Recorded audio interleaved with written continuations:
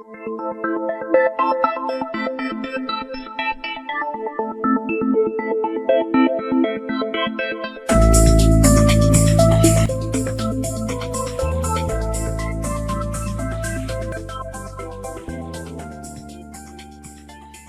find myself in a timeline when the 13 return to Earth and retrieve the 13 crystal skulls and unite them. And thank you, dear Morning Star. Thank you, dear Merkaba Morning Star, for being the embodiment of this unification of the heaven-earth co-creation. Thank you. Aveo. There is nothing I really need to add to this except again to say that the only way to navigate to that is to follow the formula. Good day, Bashar. How are you? Perfect. And you? I'm wonderful. Thank you. All right. So the fun thing about this timing is I think it was last year, November, we spoke. And when I was talking to you, I had a bald eagle that showed up. Yeah, and interestingly enough, I had a bald eagle show up yesterday in San Diego. And I thought that was very auspicious. And then I'm now in Maui celebrating a birthday gift to myself, and a conversation I had with a friend, Koa. He brought up the star Altair, and it felt very reverent, or very significant. I should say I had reverence for the conversation, but significant to bring up to you. Do you have anything you want to share about that star? Altair can be representative of higher frequencies, of soaring on a higher level, of connecting more strongly with the higher mind. Ooh, can you say a little bit more about that? In understanding that when you decide to have what you call a physical incarnational experience, there is always the higher mind that is non-physical that still exists in the spirit level simultaneously. Now, the higher mind and physical mind can decide, in a sense, together, when you arrange or set up the idea of the physical experience, exactly how much energy you will allot from the non-physical to the physical realm. Will you allow it to be a 50-50 partnership proposition? Will you allow the physical mind to experience less than 50% or more than 50% of the energy that you are in total? The vibration that you're referring to as the energy of Altair allows for the incorporation of more energy overall, a sharing of the energy in a more balanced way between the higher and physical minds, so that you can experience things in the way sometimes that the higher mind experiences them from the broader point of view. The vibration of Altair, therefore, is symbolic of the idea of a true partnership on a higher level and a balance point that allows you to grow and expand in a very balanced way, experiencing more of what the higher mind experiences while you are still physical, and therefore allowing you to experience both the attributes of spirit and the attributes of physical reality, similar in the way to our civilization being quasi-physical and having the traits of spirit and the traits of physical beings simultaneously. That's perfect. So the thing that I actually really wanted to talk to you about is the experiences I'm having where I feel like I'm dreaming in my wake state and everything you very are. valuable. And it feels like lucid dreaming, where there's awareness that I'm dreaming, but able to shift and change things. Yes, and that is also the vibration specifically of the symbol of Altair, is the concept of achieving lucidity. And so that brings me to I have such appreciation for you and your teachings, especially the formula, the amount of synchronicity and it feels like magic in my life from following my highest excitement this trip specifically. And so the idea of the lucidity in my waking state, seeing things before they happen, getting things manifesting what almost feels like out of thin air, is occurring in weird ways, in small things and big things, and just the signs and symbols that keep coming up. So the eagles and the hawks and the crows continue to be a fun symbol. Yes, well, this is the new normal on your planet. Perfect. That's perfect. And the only other thing I want to mention is the idea of symbols. When we spoke the last time, you had mentioned about the birds and my connection, and to give them the meaning, the symbols that were meaningful to me. And so I just love the synchronicity of the conversation of Altair. And is there any symbol with eagles specifically? There was an eagle that came to me in a vision that I didn't know was a real thing, the Batalor eagle. It's a tricolored eagle, and that keeps coming up. Is there anything that you want to add about that? You can investigate some of the indigenous understanding of the reference and symbol of what the eagle represents to the American Indian. Okay. Thank you, Bashar. Good day. I appreciate you. Good day. Hi, Bashar. My name is River. I'm coming to you from Temecula, California.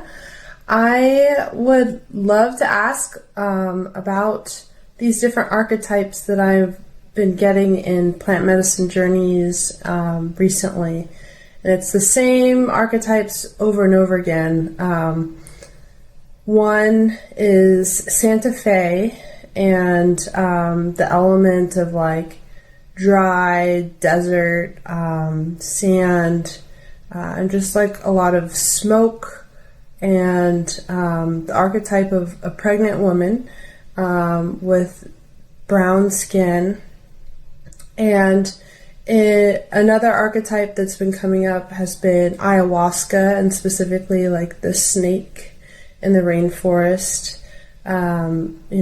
Very much a lot of humidity and water and earth, and then lastly, another archetype of sailing a ship, being a sailor, the captain of a ship, and feeling the waves and the rocking of the water of the sea.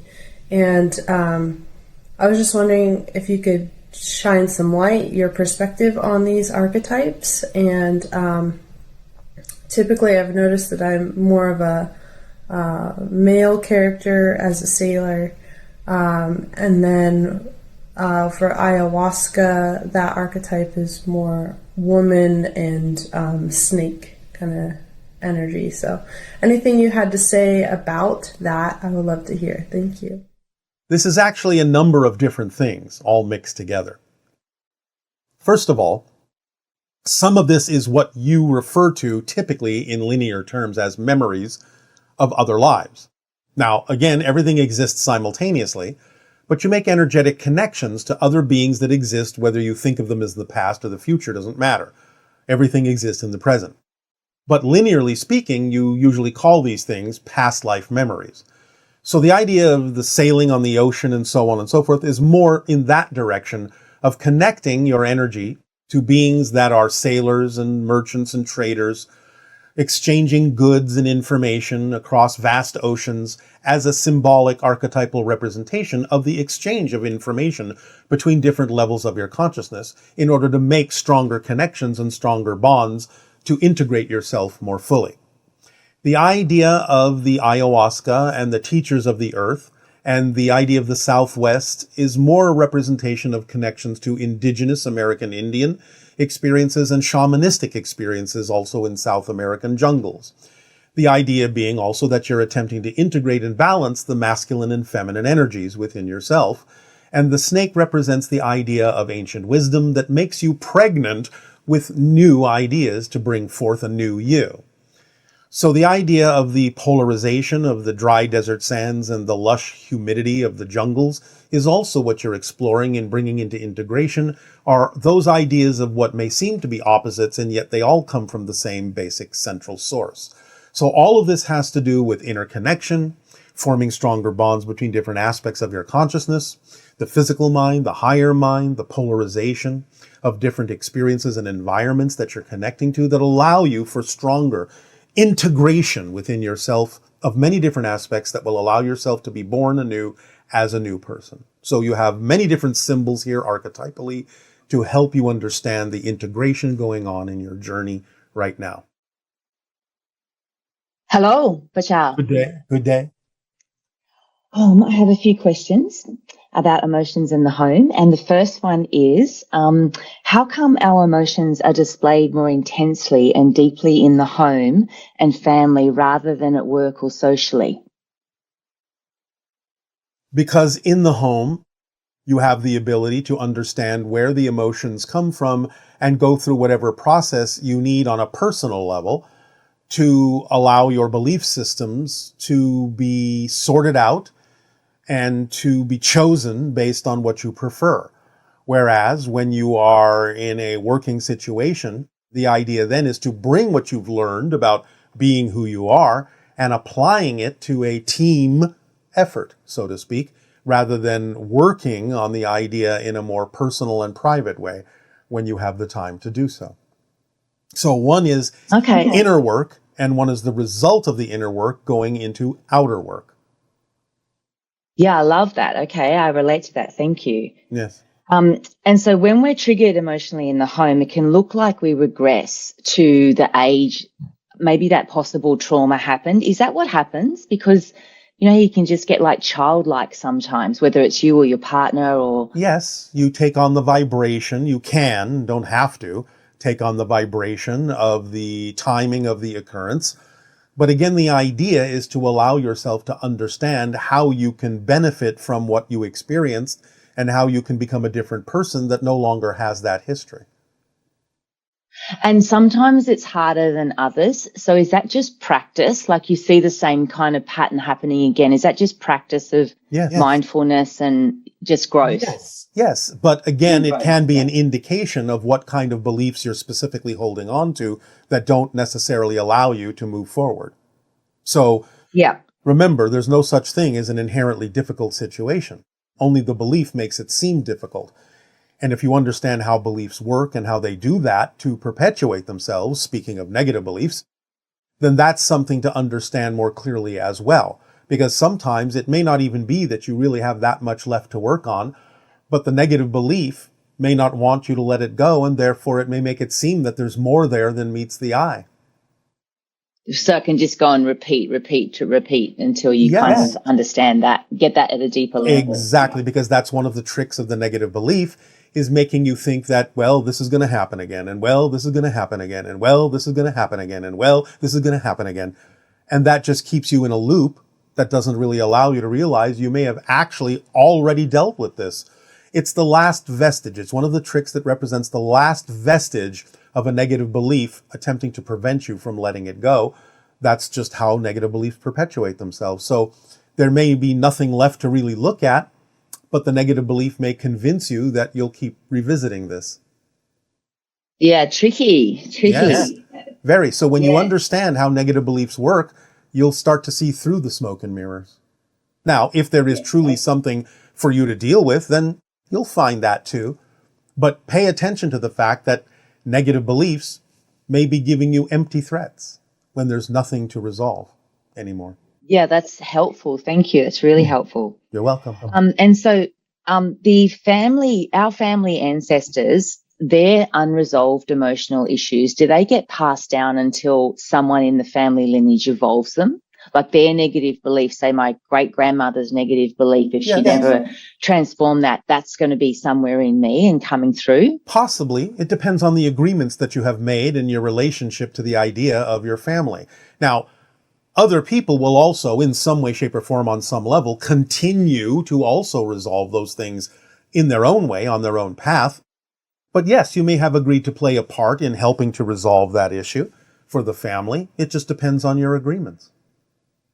Okay. And the home, is the home, the vibration of the home, is it a reflection of our higher selves? You know how like your ships can be a reflection of your higher self. Do our homes have a similar vibration for us? Well, they can, but usually on your planet at this point and for some time, they've been more a reflection of the agreements that you've made with each other as a soul family. Okay, and with those agreements as a soul family, when we do resolve them, yes, and somewhat, embrace the differences rather than make them wrong or try and make them a different way, then you tap into the possibility of the home becoming the higher mind.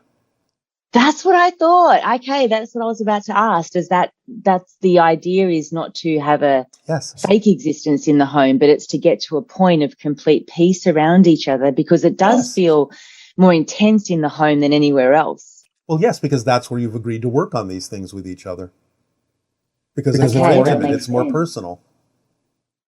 And then when we, as a collective family, whether we're conscious of it or not, but we're at peace with each other, that creates a vibration that can, I don't know, can it create a vibration where we can connect deeper to our ancestors or to beings like yourself because of that? Of Yeah, course. okay, right. As you raise your frequency in any way, shape, or form, by resolving an issue, by following your passion, by clearing yourself out of things that are not vibrationally compatible with you, you raise your frequency. And as you raise your frequency, you make yourself become a better antenna for higher frequency information and experiences and connections. So if a family can become at that vibration, then together we can all be that for each other. Yes, of course. That's what you actually are for each other, whether you know it or not. It's just that because you have made certain agreements to process through certain things so you can discover, who am I in this situation? Who am I facing this challenge? Who am I in that circumstance? You're reflecting to each other what you've agreed you need to know for your own expansion, self-discovery, and growth. Yeah, so as well as like my brother sometimes could be reflecting a part of my own unconscious that I'm not yet strong enough to see. So I see it in him. Yes. And then I can take it. Yeah. Okay. It can be that. It can be that. It doesn't always have to be, but it can be that. You have to pay attention case and by have the case. discernment to decide what's going on. Okay. And that just takes honest self-investigation. Yes. Just takes honest And a lot of self-investigation. patience. No, takes no patience at all. None whatsoever. The only reason you need patience is because you become impatient with what's going on in the moment. If you live fully in the moment, you are completely engaged. There's nothing better that you think is coming along, and therefore you will not be impatient because you do not require patience to be in the moment.